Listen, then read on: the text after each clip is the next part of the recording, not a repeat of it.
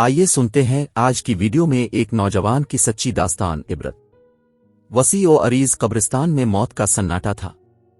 इक्का दुक्का कब्रों पर चंद लोग फातिहा पढ़ रहे थे। कब्रिस्तान का गोरकन एक जगह कब्र खोदने में मगन था। इसके पास दो नौजवान खड़े अपनी बातों में मसरूफ थे। दोनों की उम्रें 20 से 22 साल के दरमियान थी। एक लड़का जिसका नाम मुदस्सिर था थोड़ा सोगवार नजर आ रहा था क्योंकि इसका कजिन कत्ल हो गया था। वो उसके चचा का इकलौता जवान बेटा था और उसकी शादी चंद दिन बाद तय थी। उसको किसी ने कत्ल कर डाला था। कातिल कौन था ये मालूम नहीं हो सका था। इसके वालिदैन पर तो क़यामत टूट पड़ी थी। मौत बरहक है मगर ऐसी मौत का तसव्वुर भी इंसान को कांपने पर मजबूर कर देता है। खुशियां कदम के फासले पर हों, नई जिंदगी के ख्वाब आंखों में हों और जिंदगी के हमसफर की याद दिन रात साथ हो। जहां वालिदैन जिंदा दरगोर हुए वहीं आसपास के लोग सुगवार हुए। हंसता मुस्कुराता खूबरू लड़का चंद लम्हों में खाक में मिल जाने वाला था। दूसरा नौजवान था अतीक। वो मुदस्सिर का दोस्त था। दोनों कॉलेज में एक साथ पढ़ते थे। अतीक का ताल्लुक था तो गांव से, मगर वो शहर में रहता था। वो एक शरीर लड़का था जबकि मुदस्सिर कम गो था, मगर दोनों ही में गहरी दोस्ती थी। शाम के साए ढल रहे थे। 1 घंटे तक मगरिब के बाद मैयत को दफनाना था। कितना खौफनाक होता है कब्रिस्तान। जिंदा इंसान तो एक पिल भी रात को ना रह सके। यहां मर्दों की हिम्मत है भाई, अतीक ने आसपास देखते हुए कहा। हिम्मत वाली क्या बात है, वो जिंदा नहीं है, उनको क्या डर, तुम भी अजीब हानुकते हो, मुदस्सिर ने गुस्से वाले अंदाज में कहा। अतीक जरा मुतासिर हुआ और बुरा सा मुंह बनाते अपने मोबाइल के मैसेज चेक करने लगा। इतनी देर में गोरकन कब्र को तैयार करके फारिग होके उनकी जानिब आया। लो बच्चों, कब्र तो तैयार है, जब मैयत आ जाए तो आवाज दे लेना, मैं जरा झोंपड़ी में आराम करने जा रहा हूं। वो कपड़े झाड़ता मुड़ गया। मुदस्सिर कब्र के पास आया और इसमें झांकने लगा। पता नहीं फरिश्ते हिसाब कैसे लेते होंगे, मैं तो सोच रहा हूं कि कब लेते होंगे। अतीक ने पीछे से आकर फजूल हानि की और मुदस्सिर के साथ खड़ा हो गया। अतीक, फजूल सवाल करना बंद करो, खुदारा ये सब मरने के बाद देख लेना, मुदस्सिर नागवारी से बोला। अतीक चंद सेकंड के लिए चुप हो गया। वो कब्र के पास खड़ा था। SMS आया। मोबाइल वाइब्रेशन पर था। वो अपने ही ख्यालों में खोया हुआ था। वाइब्रेट होने पर वो एकदम डर सा गया और मोबाइल फिसल कर कब्र में गिर गया। वो बौखला गया। तुमसे तो कोई काम नहीं हो सकता अतीक, मुदस्सिर ने अफसोस से सर हिलाया। अब इसमें मेरा क्या कसूर है यार, गलती से गिर गया है, चिल्लू निकालने में मेरी मदद करो, मैं अंदर कूदता हूं, बाहर निकलने में मेरी मदद करना, वो लापरवाही से बोला और कुछ सुने बगैर छलांग मारकर अंदर चला गया। मोबाइल मिट्टी से अच चुका था। उसने साफ किया और मुदस्सिर की तरफ हाथ बढ़ाया। मुदस्सिर की मदद से वो ऊपर आ गया। यार मुदस्सिर, मैं एक बात सोच रहा हूं। मुदस्सिर ने इसकी जानिब सवालिया नजरों से देखा।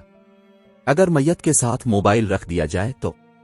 मुदस्सिर के घूरने पर इसने एकदम बात को संभाला।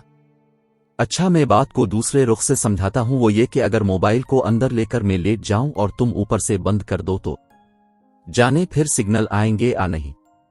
ऐसा तजर्बा तुम खुद करके देख लेना, अभी मेरा दिमाग मत खाओ। मुदस्सिर ने मोबाइल निकाला और घर कॉल करके पूछने लगा कि जनाजा कब तक आएगा। बात करता करता वो थोड़ा रुपड़ा, पत्थर के ऊपर बैठ गया। अतीक वहीं खड़ा कुछ सोचों में गुम था। मुदस्सिर ने जब कॉल बंद की तो अतीक कहने लगा, क्या तुम ये भारी सीलें उठा लोगे? मुदस्सिर उसने कब्र के पास पड़ी 3-4 सिलों की तरफ इशारा करके कहा। हाँ, उठा लूंगा, इसमें क्या बात है, ज्यादा वजनी तो नहीं होगी ना। मुदस्सिर काफी सेहतमंद था, बल्कि जिम भी जाता था। फिर यूं करो कि मैं अंदर लेटता हूं, तुम ये ऊपर रख देना, मैं तजर्बा करना चाहता हूं। मुदस्सिर अपनी जगह से उछल पड़ा। उसने अतीक को मशकूक नजरों से देखा। बस करो अतीक, ये कोई मजाक नहीं है, तुम ना कुछ ज्यादा ही हद से बढ़ जाते हो कभी कभी। अतीक कोई असर लिए बगैर कब्र में झांकता रहा। अरे कभी तो मेरी बात को समझा करो मुदस्सिर, मेरी जान, एडवेंचर भी कोई चीज होती है। जब तक जनाजा नहीं आता ये एडवेंचर करते हैं। अतीक ने इसके सामने आकर उसके गिले में दोनों बाजू डाले और मनाने की कोशिश की। खूब जानता हूं मैं तुम्हारे एडवेंचर्स को, बस करो यार, उसने बाजू हटाते हुए उकता कर कहा। तो तुम्हें क्या मसला है यार? देखो 5 मिनट की बात होगी, मेरी खातिर मान जाओ ना। मैं वादा करता हूं कि आइंदा कोई शरारत नहीं करूंगा। याद करोगे तो मेरी शरारतों को फिर? अतीक जानता था कि मुदस्सिर ज्यादा देर तक इनकार न कर सकेगा।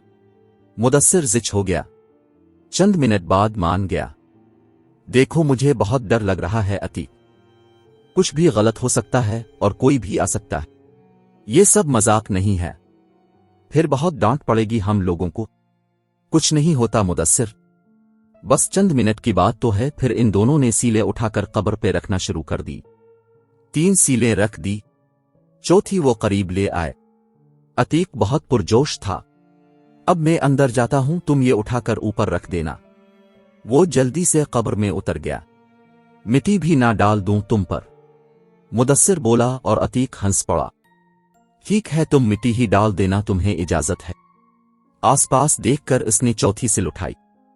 उसका ख्याल था कि ज्यादा वजनी नहीं होगी, मगर अकेले उठाते हुए इसको तो पसीना आ गया, कुछ खौफ से और कुछ वजन से। कब्र को ढांप कर चंद सेकंड उसने सांस ली और मोबाइल निकालकर अतीक के मोबाइल पर मैसेज किया। सुनाओ मुर्दे साहिब, आखिरी आरामगाह कैसी लग रही है? चंद सेकंड जवाब का इंतजार किया, फिर लिखा, क्या फरिश्तों से मुज़ाकरात करने लगे हो जो जवाब नहीं दे रहे? फिर भी जवाब ना आया। कहीं कीड़े तो नहीं खा गए?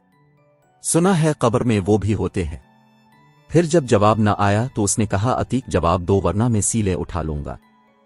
3 मिनट गुजर गए मगर अंदर से कोई जवाब ना आया तो उसने कॉल मिलाई। आपके नंबर से जवाब नहीं आ रहा। मुदस्सिर को तो गुस्सा आ गया, हद होती है। उसे आज बाहर निकलने दो, आज जिंदा नहीं छोड़ूंगा। नंबर ही बंद कर दिया अपना अंदर जाकर। उसने कब्र के ऊपर ही से घूरा जैसे वो उसे देख रहा हो। मोबाइल जेब में डालकर आगे बढ़ा और स्लीब पर हाथ डाला। मगर ये क्या?